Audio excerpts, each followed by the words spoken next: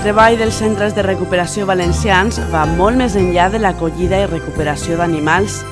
D'una banda, hi destaquen els estudis de camp sobre la situació i la millora de les poblacions silvestres de rapinyaires, tortugues marines i rates penades, o l'elaboració de plans d'acció i creació de xarxes de reserves, com ha ocorregut amb la roseta o el samaruc. D'altra banda, als últims anys s'han posat en marxa programes de cria en captivitat i reintroducció d'espècies en perill d'extinció. Destaquen els treballs realitzats amb el gall de canyar, la folja banyuda, el xoriguer menut o les tortugues mediterrània i mora. Es una especie que se extinguió a mediados del siglo XIX en la Comunidad Valenciana y bueno, para poder realizar el proyecto fuimos a Marruecos a por huevos de la especie, una vez conseguidos los permisos tanto a nivel de España como a nivel marroquí, y trajimos 30 huevos, se criaron a mano para que los ejemplares cautivos reproductores estuvieran lo más a gusto posible, y luego los reproductores criaran los pollos ellos mismos para que sean lo más salvaje posible y se puedan reintroducir. Y bueno, el proyecto también ha hecho cosas algo de manejo de hábitat en la Marjal del Moro, en Sedesa, y estudio de genética que lo hizo la Universidad de Valencia.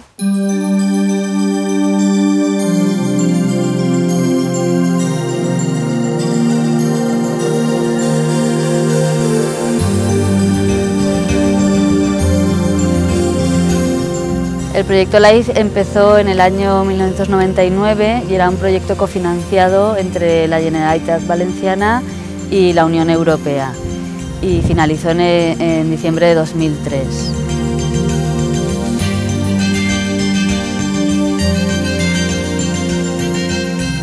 Era un proyecto de cría en cautividad, reintroducción, seguimiento, educación ambiental, estudio de la variabilidad genética de los ejemplares cautivos. Bueno, se hicieron diferentes actividades y bueno, la cría en cautividad, pues en el Centro de Recuperación de Fauna del Saler se construyeron unas instalaciones específicas para esta especie, para la focha cornuda, y se formaron pues entre 13 y 16 parejas, y los ejemplares nacidos en cautividad luego se fueron liberando en diferentes zonas húmedas de la Comunidad Valenciana.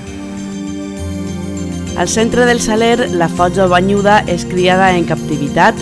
La formació de les parelles que conviuen al mateix espai no és casual.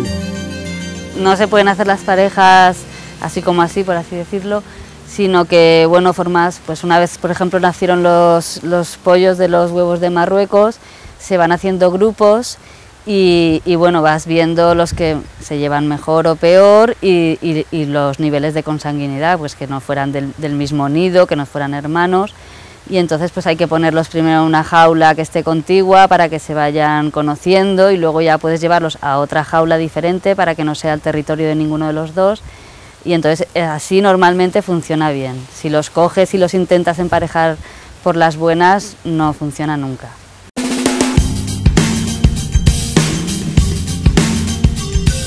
Des de que va començar el projecte LIFE han sigut alliberats 519 exemplars en distintes zones humides valencianes.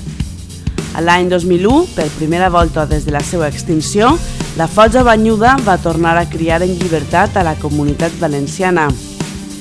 En l'actualitat, tant a l'Albufera com a la Marjal dels Moros i a la Marjal de la Safor, algunes parelles de folja banyuda es reprodueixen en llibertat.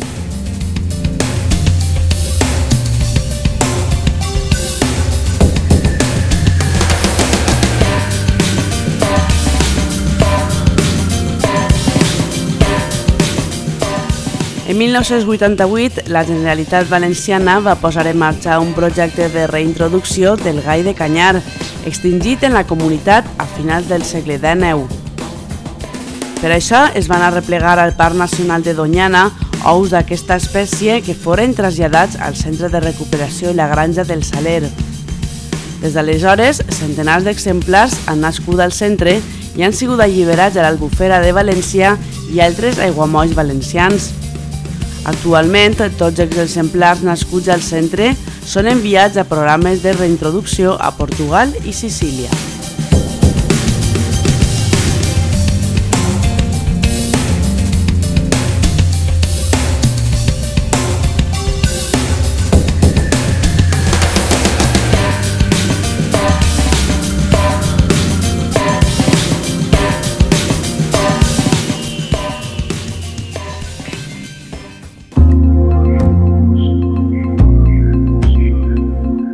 Una de les espècies incloses en el catàleg valencià d'espècies amenaçades és el xoriguer menut, una de les rapinyaires valencianes més escasses.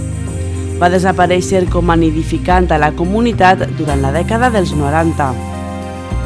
En 1996, la Conselleria de Territori i Habitatge va elaborar el seu pla de recuperació i des de 1997, totes les primaveres s'alliberen al terme municipal de Villena desenes de polls procedents de llocs on les poblacions encara són abundants, principalment Extremadura.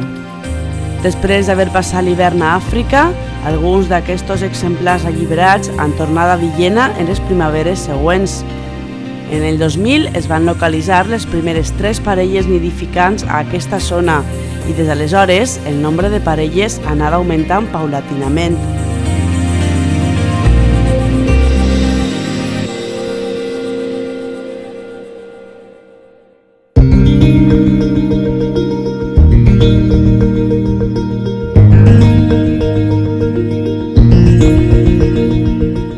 A més de la fotja banyuda o el xoriguer menut, altra de les espècies en perill d'extinció incloses en el catàleg valencià d'espècies amenaçades és la roseta.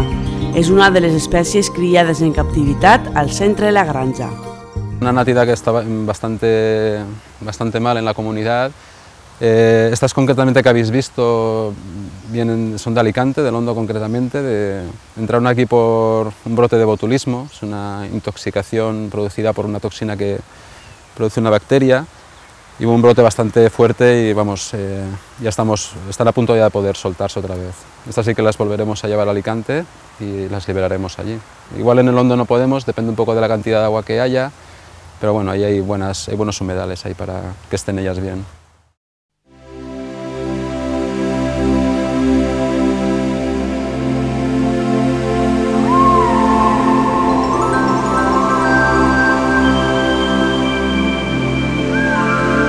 Durant el 2005, quasi la meitat dels animals recollits foren recuperats i alliberats a la natura, un percentatge satisfactori, ja que molts animals són recollits amb ferides, intoxicacions o malalties molt greus.